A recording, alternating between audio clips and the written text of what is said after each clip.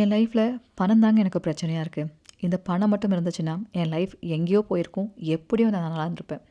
இவ்வளோ பேத்துக்கிட்ட அவமானப்பட வேண்டிய அவசியமே இல்லை. இந்த மாதிரி மைண்ட் செட்லாம் இருக்கிறவங்க இந்த வீடியோ பார்த்துட்ருக்கீங்கன்னா கண்டிப்பாக இந்த டிப் உங்களுக்கு யூஸ் ஆகுங்க. ஏன்னா நிறைய பேர் நீங்கள் சொல்லி கேள்விப்பட்டிருப்பீங்க. மாசமான கையில் பணம் நிற்கிறதுல பணத்தை தண்ணி மாதிரி செலவு பண்ணுறாங்க அப்படின்னு சொல்லி நீங்கள் கேள்விப்பட்டிருப்பீங்க. ஆனால் நம்ம சாஸ்திரங்கள் என்ன சொல்லுது தெரியுங்களா?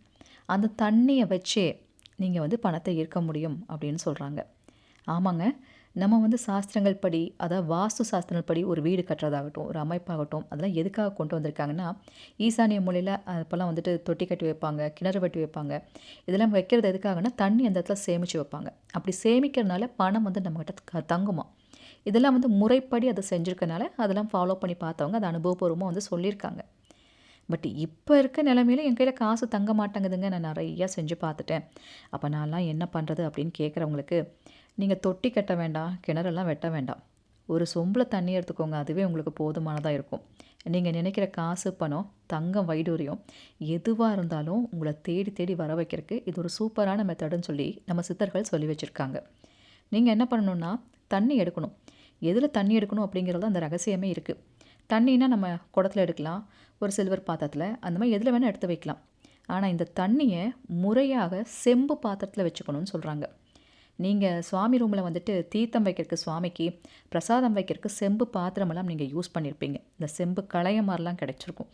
இந்த செம்பு மெட்டீரியலில் இருக்க எந்த பாத்திரமாக இருந்தாலும் பரவாயில்ல. அது ஒரு சொம்பாக இருக்கலாம், இல்லை சின்ன ஒரு பவுல் மாதிரி இருக்கலாம், எதுவாக இருந்தாலும் பரவாயில்ல. இதை நீங்கள் எடுத்து வச்சுட்டு, இதை நீங்கள் என்ன பண்ணுங்கள், உங்கள் வீட்டோட நிலவாசப்படிக்கு உள்ள வலது பக்கமாக பார்த்து வச்சுட்டு, இந்த செம்பில் தண்ணியை நிறச்சி வச்சுட்டு, அந்த தண்ணியில் நீங்கள் என்ன பண்ணணுன்னா, கொஞ்சம் கற்பூரங்கிறது நார்மலான கற்பூரமே போட்டு வச்சுக்கோங்க. வெட்டி வேர் போடுங்க. ₹1 காசு போட்டு வைங்க. இதெல்லாம் போட்டுட்டு ஏலக்காய் 2 போட்டுக்கோங்க.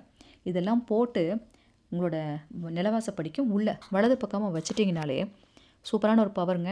இதை எடுத்து கையில் வச்சுட்டு, ஓம் மகாலட்சுமியே நமக அப்படிங்கிற இந்த வார்த்தையை ஒரு 27 முறை நீங்கள் சொன்னாலே போதும்.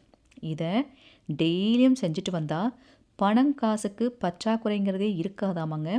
ஏலக்காய் பண வரவை நமக்கு ஏற்படுத்தி கொடுக்கும். நல்ல பணத்தை அட்ராக்ஷன் பண்ணக்கூடிய பவர் ஏலக்காய்க்கு இருக்குது. கற்பூரம் வீட்டுக்குள்ளே மகாலட்சுமியை வர வைக்குங்க. அதுவும் ஒரு பவர் தான். அதே போல் வெட்டிவேர் எங்கே இருந்தாலும் நமக்கு அதிர்ஷ்டத்தை கொண்டு வந்து சேர்க்கக்கூடிய பவர் வெட்டிவேருக்கு இருக்குது. அதனால தான் இந்த பொருட்களை பயன்படுத்தி பண்ணுங்கன்றாங்க. டெய்லி உங்களுக்கு பண்ணுறதுக்கு டைம் இல்லைன்னா பரவாயில்லை. அட்லீஸ்ட் வாரத்தில் 2 முறை செவ்வாய்க்கிழமை, வெள்ளிக்கிழமையாச்சும் இந்த தண்ணியை கையில் எடுத்து வச்சு மகாலட்சுமி இந்த மந்திரத்தை சொல்லிவிட்டு அப்படியே வச்சுருங்க. இல்லை அந்த தண்ணியை கீழே கூட ஊற்றிடுங்க. காசு எடுத்து நீங்கள் வச்சுக்கோங்க. செஞ்சு பாருங்கள். பணம் எங்கே இருந்தாலும் வருங்க. வீடியோ பிடிச்சிருந்தா கண்டிப்பாக லைக் பண்ணுங்கள்.